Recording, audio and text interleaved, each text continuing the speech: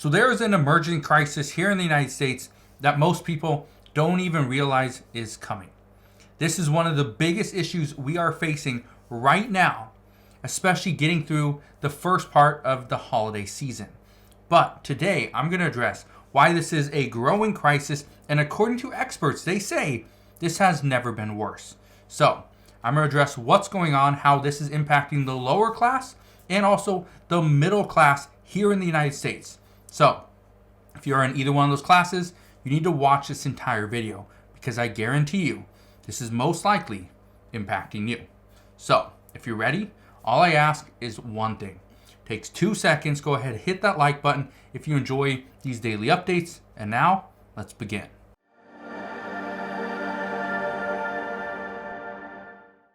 So one of the things that I do every single year is I go through our pantry at the house and I will buy things at certain grocery stores and I will simply donate them.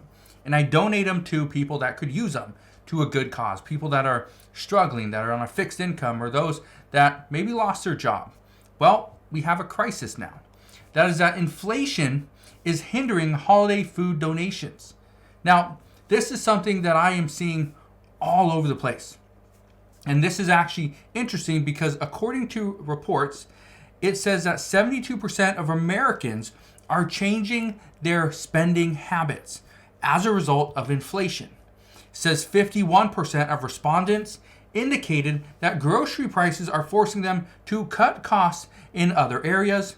And here's a big one. Let me show you this one because honestly, this is shocking and this is happening right now. It says only 25% of individuals surveyed indicated an increased likelihood to donate this holiday season. Let that sink in. Also says this is compared to 46% of respondents in previous years. Granted, those numbers could be a little bit off because they might have not have surveyed the same people. But again, 25% compared to 46% the previous year, that is huge. That is staggering.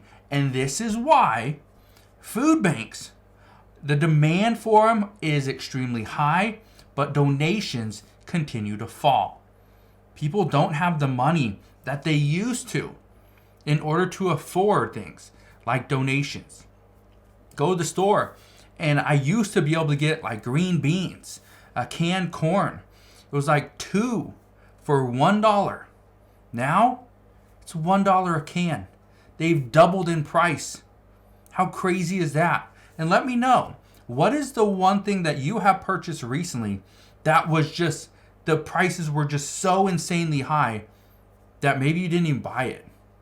Let me know down in the comment section below. But I want to touch on this, okay? Because what we are now seeing is that food banks are now trying to serve more people, but by rationing food.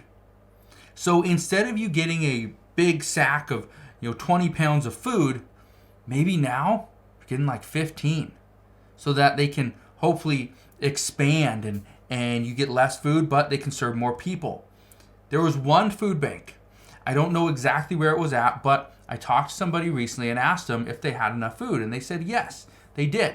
But in order for them to get the same amount of food, they had to go to not 1, not 2, but 3 different food banks. In order for them to get the same amount of food that they normally receive, had to go to 3 different food banks. That is a lot. That is a big difference. Now, I want to be very clear on something. I live in Washington State. In Washington State, we get a lot of fruit. And so talking to a few people that ran a shelter and that do have a kind of food bank attached to it, they said that one of the struggles that they face now is that they don't have apples, they don't have cherries, they don't have pears and peaches and things like that. They don't have that anymore because in Washington State, it's cold. It's cold. It's under like 40 degrees. So because of that, they're saying that they can't go to these sheds and warehouses to try to get additional donations because they don't have any. That's a concern. And then the other thing is many of these warehouses, they're trying to ship it overseas because fruit, especially here in Washington State, is selling at a premium in other countries.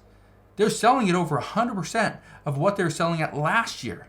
So because of that, some of these food banks are getting donations, but they're cash donations, and it's not as much as the food donations that they were receiving in previous years. But one state has a little twist to things. I want to show you this. Michigan says they may have fewer deer hunters, but venison donations to food banks are up. What do you think of that? Would you, if you went to a food bank and you saw venison there, would you go and would you take it? Would you eat it? It's interesting. But again, I just saw that and thought that's really interesting that in Michigan, they're actually seeing venison donations are up. Because again, that is something that people eat. Now, I saw something very troubling the other day. I was driving in a not so great part of the area, and there was my guess is he was homeless, but he was walking and he was holding a skunk by its tail. The skunk looked like he got run over. He was holding it by its tail, walking down the street. My guess is he was going to eat that. I don't know if you can eat a skunk. I have no clue.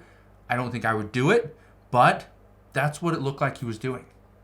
And so stuff like that is concerning. But here's where food banks are asking for your help. Okay? How can you go and help people in need? Well, you can donate. Something that I have done in previous years, I haven't done it this year yet, but I expect to. I'm going to go to some of these different grocery stores and I'm going to buy some food to donate.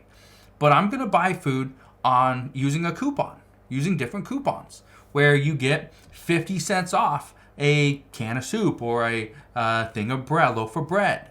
All right. I'm also going to go and ask these stores, because I've told you this, told people to do it before. Go and ask the stores if they have a clearance rack or a section.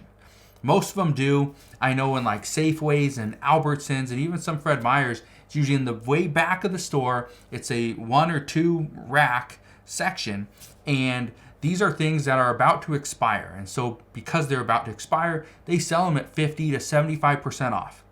I see this all the time in like grocery outlets as well. Yes, it doesn't matter how much money I would have, I would still shop at grocery outlet just because I love saving money. So if you have a little bit extra money and you can go and help a family out or somebody in need, I'd recommend you do it. Because right now, this is one of the biggest crises here in the United States, and it's haunting many families, millions of American families, because they don't have enough food to eat. So, I'm going to leave you with that. The one thing that I can tell you is I don't see the federal government stepping up, providing a boost to SNAP benefits. I don't see Social Security recipients getting an increase to their benefits outside of the cost of living adjustment.